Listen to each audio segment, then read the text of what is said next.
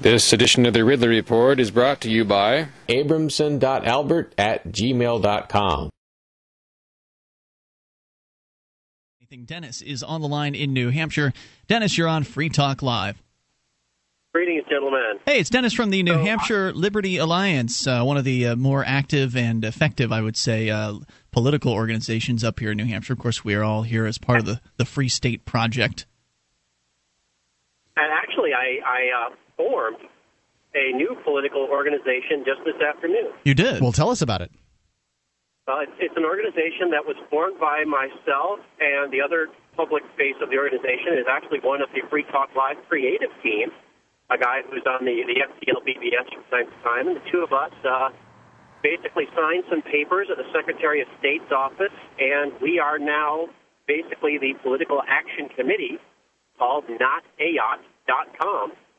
So you're opposing a politician that is running for the U.S. Senate or something like that, and you're opposing her. Exactly right. Gotcha. Why? We're opposing her just, yeah, she's bad. She's real bad. She opposed medical marijuana. Are there any good attorneys? Are there any good attorneys general across the country? Any of them? I have no idea. I don't know any of them. I know this one was really bad. She opposed the Castle Doctrine. So, and then she goes around calling herself a big friend of the Second Amendment, but she opposed it. So, basically we put together a website, notayot.com. We just pointed out a bunch of places where she's two-faced and lying and shifting now that she's running for Congress or for Senate. And I think she thinks that no one pays attention. She thinks that no one's going to call her out on it, and we are. Good on you. So, yeah, it's fun. And, there is a website, and people can go there. They can even donate money if they want, which will help us move to Phase 2, where we really stick it to her. This is one of those things that people can do if they're not in New Hampshire yet. I know a lot of people in our listening audience are excited about moving to New Hampshire. A number of them have signed up for the Free State Project, but some of them are years away from making the move and contributing financially to the various efforts that you find interesting up here, whether they be civilly disobedient, like the Civil Disobedience Evolution Fund, or the New Hampshire Liberty Alliance, or in this case, a particular opposition to one politician who's extra nasty. These are good ways for people who are outside of New Hampshire to get involved and help things move along. Absolutely. We chose this partially because this candidate has really been taken.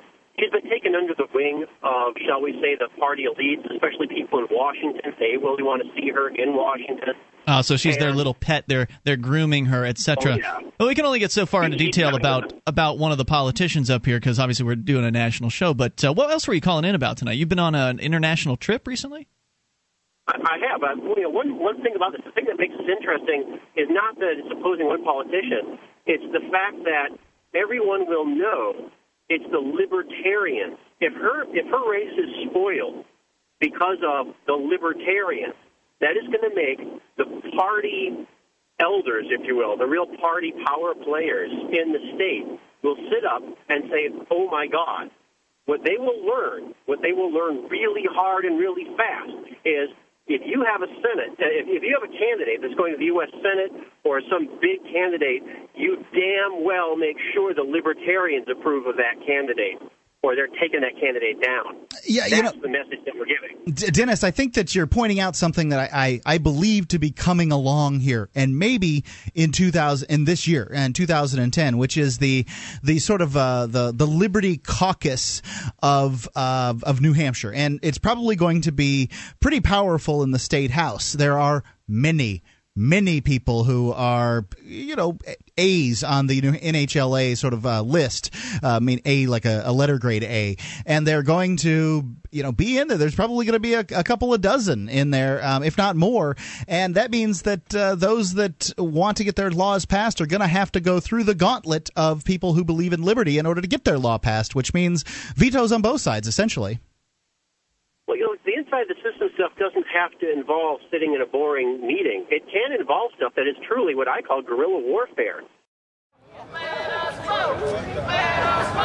I think of us as being literally like the coiled snake that has a really sharp sting, and when you piss enough of them off, what happens is your candidate gets so much negative energy that, it burns the whole party, and they learn. That is how they learn. They learn when they put a candidate out that gets burned and burned hard, and it forces them to bring you to the table and say, well, we want to bounce this idea off you guys because we don't want to float this without the libertarians. Well, that's one of the things that I think that you've had some success with over at the New Hampshire Liberty Alliance as the NHLA. You can go to nhliberty.org to learn more about them. But y'all have been putting out the gold standard, which is essentially a recommendation sheet for all of the so-called representatives to suggest to them how they might want to vote on something if they are going to vote in a pro-liberty manner. And there's also, in kind of alongside that, or along one of the other important things that you guys are doing, is you're putting out this report card on all of the different so-called reps to rate them on how they actually did vote in the last year on issues regarding liberty. And you found that these people are paying attention. They're concerned with what people think about them. They're concerned about what their liberty rating is. Some of them are. And so you're already starting to have some sway with these people. And, of course, the more activists get here and the more active they become, the more influential they'll become. Soon they're going to start pandering to you, Dennis. Oh, they already do in various different ways. And I should make, pains. I want to make sure people understand that the Not a Yacht campaign has nothing to do with the Liberty Alliance. That's very important that people know.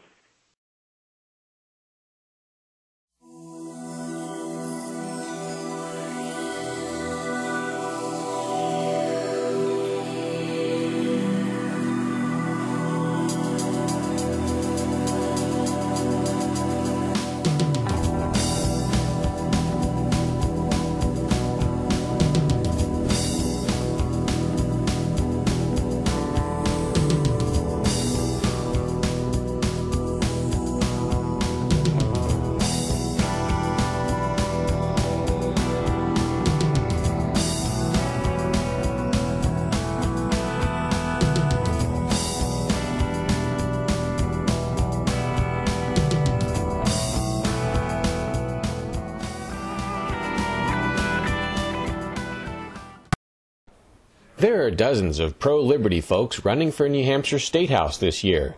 Folks like Albert Abramson from Seabrook are working hard to restore the New Hampshire advantage and keep this the freest state in the nation. If you live or work anywhere in the southern seacoast, you can contact Abramson's campaign at abramson.albert@gmail.com. Stake a sign in your yard or place a bumper sticker on your car today.